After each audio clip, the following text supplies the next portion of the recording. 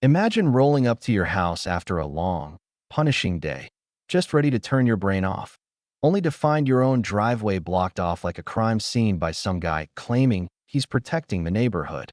Yeah, that happened, except the woman behind the wheel wasn't just anybody. That was FBI Tactical Commander Simone Kearns, and the showdown that followed left the whole block whispering for weeks. Simone's night was supposed to end quietly. Just another late night after an endless FBI strategy session out in Sacramento, her mind already racing through tomorrow's list. The pre-dawn run, her daughter's drop-off, some all-hands briefing before noon. But you know how it goes. Sometimes trouble doesn't wait for an invitation. It just parks itself right in front of you and dares you to blink. So there she is, easing her SUV through the security gate at Fairgrove Estates, Elk Grove, California, passing those cookie-cutter two-stories with their identical lawns and porch lights all glowing, thinking only about home. Except, right as she slows in front of her own place, corner lot, maple tree she fell in love with, a man's already blocking her driveway, standing there like he owns the concrete she just finished paying for. High-vis vest, arms crossed, gun on his hip. But something about the way he stood screamed amateur, not law enforcement, sloppy, not dangerous, at least not on purpose. Simone rolls the window down, calm as you like. Evening. Can I help you? He steps up, plants himself right in the middle of her driveway, and barks out, "You live here."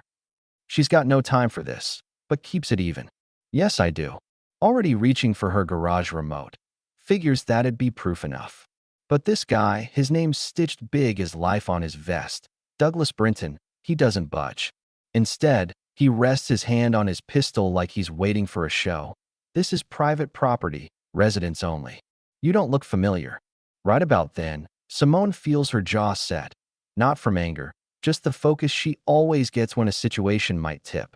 She'd stared down hostage takers and cartel suspects, but somehow she never thought she'd get that same twitchy, territorial energy from a neighbor. "I'm not a stranger. I'm your neighbor, Unit 314. She even thinks about pulling her badge, but holds off, waiting to see how far he'll push. Douglas glances around. "Haven't seen you at the HOA meetings. Around here, we keep track." She breathes, slow and steady, not just to calm herself, but to keep the whole street from spinning out. Because by now, porch lights are flipping on, blinds are shifting, people are watching, phones out, probably already recording. Simone tries again. "Just got off work. I'd appreciate stepping aside so I can park." But he laughs, dry and sharp. Then, just like that, he flicks open his holster, pulls the gun halfway.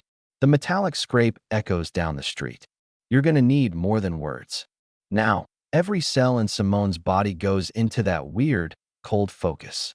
No fear, no trembling, just reading him, watching his grip, the way his feet are uneven, his left hand twitching, all bravado with no training underneath. Across the street, someone whispers, "He's got a gun on her." Simone flashes to how this must look. A man with a gun, towering over a woman in her own driveway. It could go bad in a heartbeat. She leans out a little, keeps her voice firm. "Mr. Brinton, you're pointing a weapon at a resident. That's illegal. Lower it now." He shakes his head, digging in. "You don't belong here. People like you don't just slide in without anyone noticing. I'm the HOA safety chair. It's my job to keep this community safe." That word, safe, hits her like an insult. She'd spent her career making cities safer, teaching agents how to calm people down, save lives. But tonight, she's the one being treated like a threat. Seconds stretch forever. Simone's hand hovers near her badge, but she's wary. Show it too soon, and he might panic. Wait too long, and someone could get hurt. The neighbors are watching, judging, phones up, voices whispering. She's not just trying to protect herself now.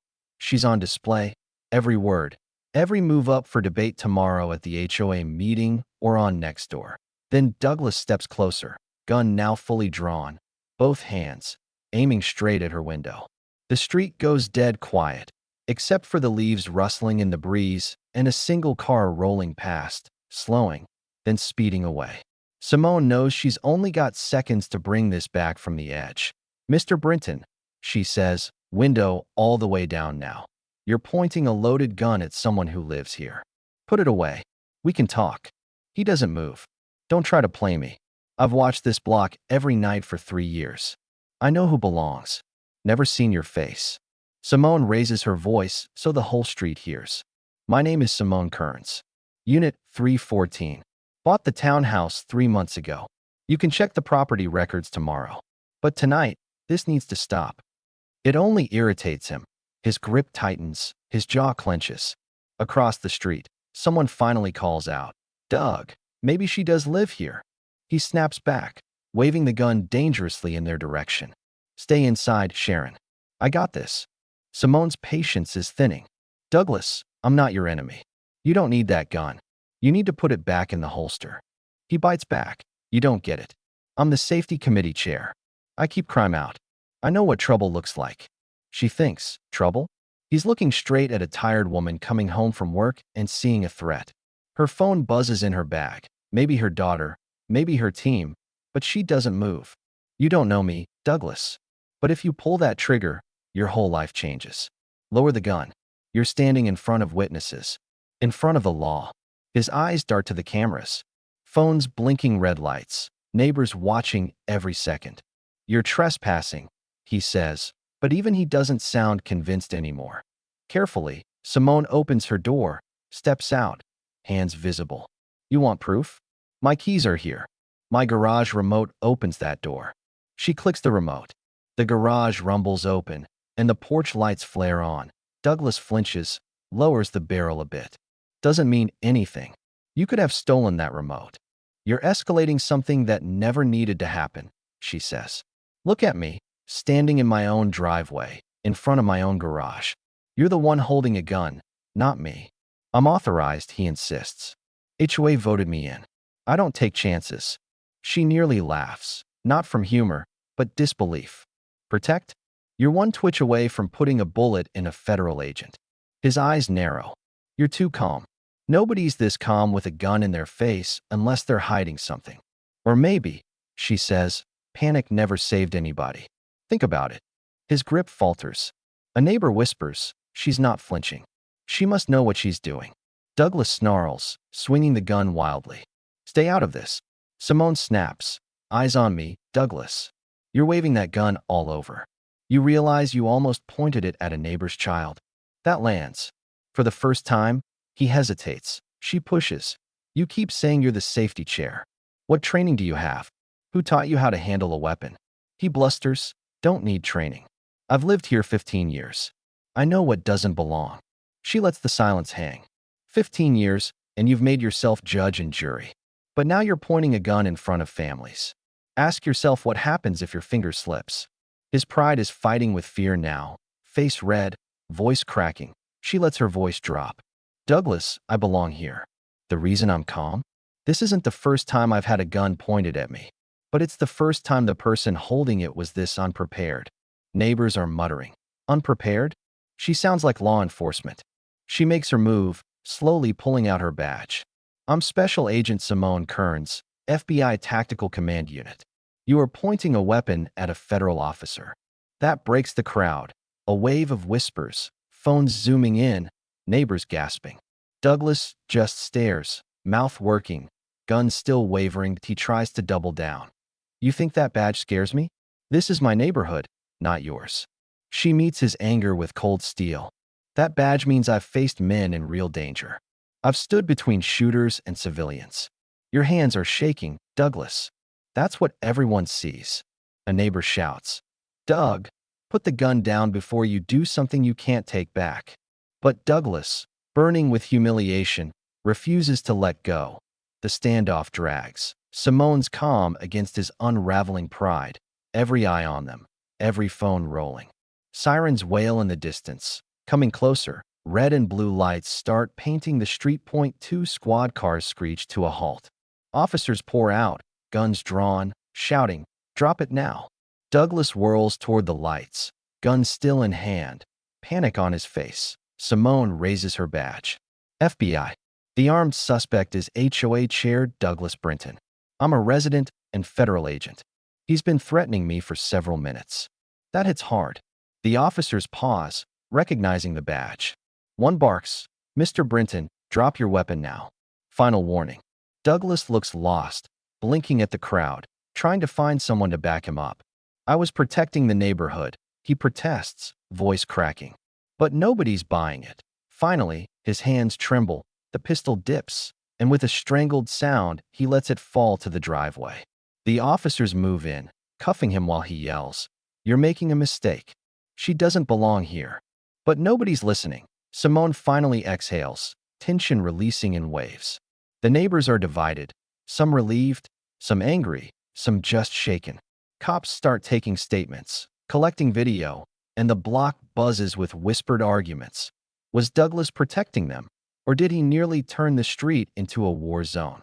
That night, Simone stands alone in her garage, badge heavy in her pocket, the adrenaline still burning.